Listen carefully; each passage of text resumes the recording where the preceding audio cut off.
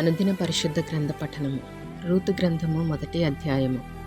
న్యాయాధిపతులు ఏలిన దినములయందు దేశములో కరువు కలుగుగా యూదా బెత్లెహేము నుండి ఒక మనుష్యుడు తన భార్యను తన 2 కుమారులను వెంటబెట్టుకుని మోయాబు దేశమున కాపురముండుటకు వెళ్ళెను. ఆ మనుష్యుని పేరు ఎలీమెలకు, అతని భార్య పేరు నయోమి. అతని 2 కుమారుల పేర్లు మహ్లోను, కిల్యోను. వారు యూదా బెత్లెహేము వారైన ఎఫ్రాతీయులు. వారు మోయాబు దేశమునకు వెళ్ళి అక్కడ కాపురముండిరి. నయోమి పెనిమిటి అయిన ఎలీమెలకు చనిపోయిన తరువాత ఆమెయు ఆమె 2 కుమారులను నిలిచియుండిరి. వారు మోయాబు స్త్రీలను పెండ్లి చేసుకొనిరి. వారిలో ఒక దాని పేరు ఓర్పా, రెండవ దాని పేరు రూతు. వారు ఇంచుమించు 10 సంవత్సరములు అక్కడ నివసించిన తరువాత మహ్లోను, కిల్యోను అను 2 చనిపోయిరి.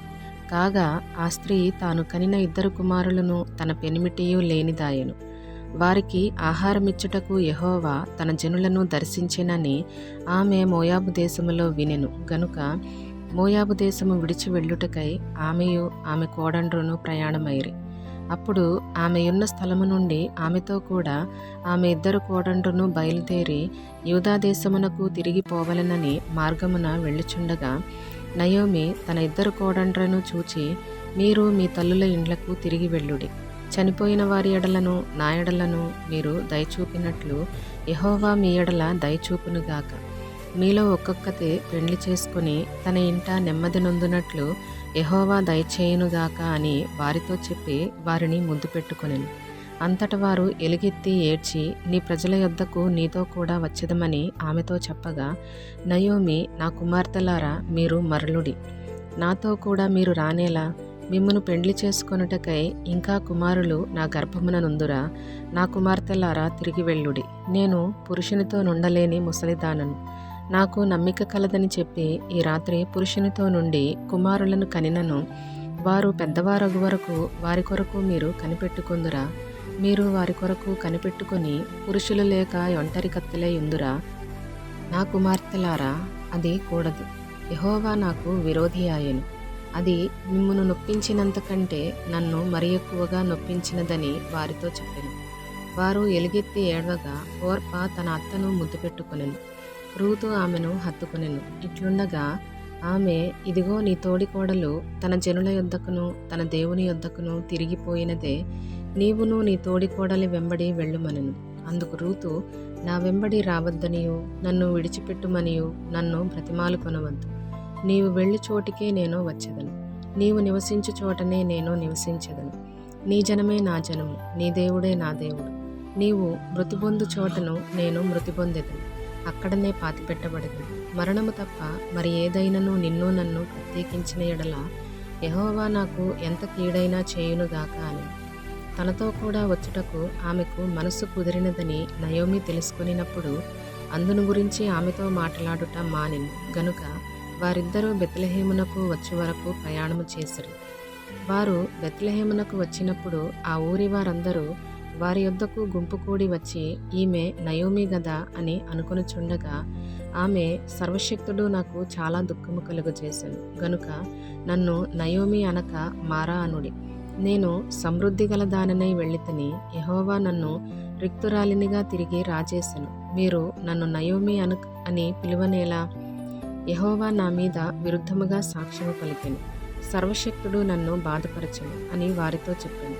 అట్లు నయోమియు ఆమెతో కూడా మోయాబీయురాలైన రూతు అను ఆమె కోడలను మోయాబు దేశము నుండి తిరిగి వచ్చిరి. వారిద్దరూ యవల కోత ఆరంభములో బెత్లెహేము చేరిరి.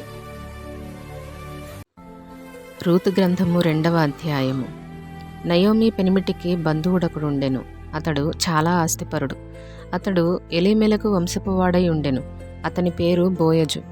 మోయాబీయురాలైన రూతు, నీ సెలవైన ఎడల నేను పొలములోనికి పోయి ఎవని కటాక్షము పొందగలనో వాని వెనుక పరిగి నేరుకొందునని నయోమితో చెప్పగా ఆమె, నా కుమారి పొమ్మనెను.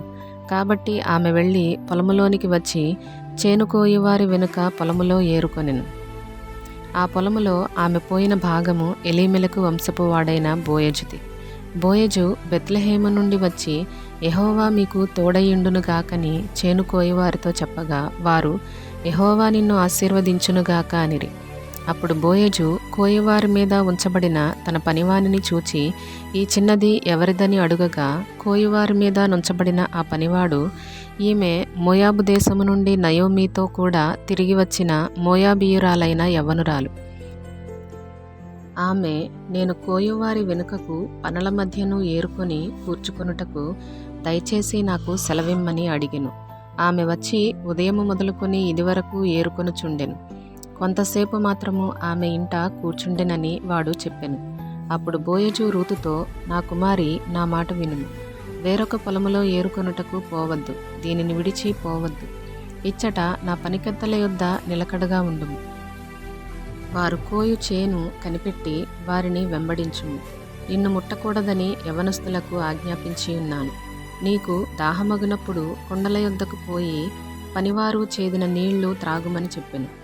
అందుకు ఆమె సాగిలపడి తలవంచుకొని, ఏమి తెలిసి పరదేశినైన నాయందు లక్ష్యముంచునట్లు నీకు కటాక్షము కలిగినో అని చెప్పగా, బోయజు, నీ పెనిమిటి మరణమైన తరువాత నీవు నీ అత్తకు చేసినదంతయు నాకు తెలియబడెను. నీవు నీ తల్లిదండ్రులను, నీ జన్మభూమిని విడిచి ఇంతకుముందు నీవు ఎరుగని జనమునొద్దకు వచ్చితివి. యెహోవా నీవు చేసిన దానికి ప్రతిఫలమిచ్చును. ఇశ్రాయేలీయుల దేవుడైన యెహోవా రెక్కల క్రింద సురక్షితముగా నుండునట్లు నీవు వచ్చితివి. ఆయన నీకు సంపూర్ణమైన బహుమానమిచ్చునని ఆమెకు ఉత్తరమిచ్చెను. అందుకు ఆమె, నా ఏలినవాడా, నేను నీ పనికత్తెలలో ఒకదానను కాకపోయినను నీవు నన్నాదరించి నీ దాసురాలినగు నాయందు ప్రేమ కలిగి మాట్లాడితివి గనుక నా ఎడల నీకు కటాక్షము కలుగనిమ్మని చెప్పెను. బోయజు, భోజన కాలమున నీవిక్కడికి వచ్చి భోజనము చేసి చెరకలోని ముక్క ముంచి తినుమని ఆమెతో చెప్పగా, చేనుకోయి వారి వద్ద ఆమె కూర్చుండెను. అతడు ఆమెకు పేలాలు అందియగా ఆమె తిని తృప్తి పొంది కొన్ని మిగిల్చెను. ఆమె ఏరుకొనుటకు లేచినప్పుడు బోయజు, ఆమె పనుల మధ్యను ఏరుకొనవచ్చును, ఆమెను అవమానపరచుకుడి. మరియు ఆమె కొరకు పిడికెళ్ళు పడవేసి ఆమె ఏరుకొనున్నట్లు విడిచిపెట్టుడి. ఆమెను గద్దింపవద్దని తన దాసులకు ఆజ్ఞాపించెను. కాబట్టి ఆమె అస్తమయము వరకు ఆ చేనిలో ఏరుకొనుచు తాను ఏరుకొనిన దానిని దొల్లగొట్టగా అవి దాదాపు తూమెడి అవలాయెను. ఆమె వాటిని ఎత్తుకొని ఊరిలోనికి వచ్చినప్పుడు ఆమె అత్త ఆమె ఏరుకొనిన వాటిని చూచెను. ఆమె తిని తృప్తి పొందిన తరువాత తాను మిగిల్చిన దానిని చూపించి ఆమెకిచ్చెను. అంతటా ఆమె అత్త ఆమెతో, నేడు నీవెక్కడ ఏరుకొంటివి, ఎక్కడ పనిచేసితివి, నీయందు లక్ష్యముంచిన వాడు దీవింపబడునుగాక అనగా, ఆమె తాను ఎవని యొద్ద పనిచేసెనో అది తన అత్తకు తెలియచెప్పి, ఎవని యొద్ద నేడు పనిచేసితినో అతని పేరు బోయజు అనెను. నయోమి బ్రతికియున్న వారికిని చచ్చిన వారికిని ఉపకారము చేయుట మానని ఇతడు యెహోవా చేత ఆశీర్వదింపబడునుగాక అని తన కోడలితో అనెను.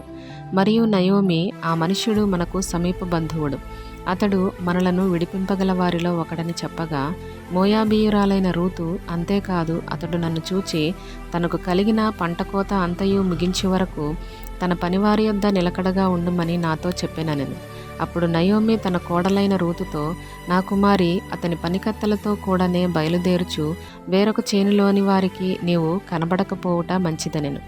కాబట్టి యవల కోతయు గోధుమల కోతయు ముగియ వరకు ఆమె ఏరుకొనుచు బోయజు పనికత్తెల యొద్ద నిలకడగా నుండి తన అత్త ఇంట నివసించెను.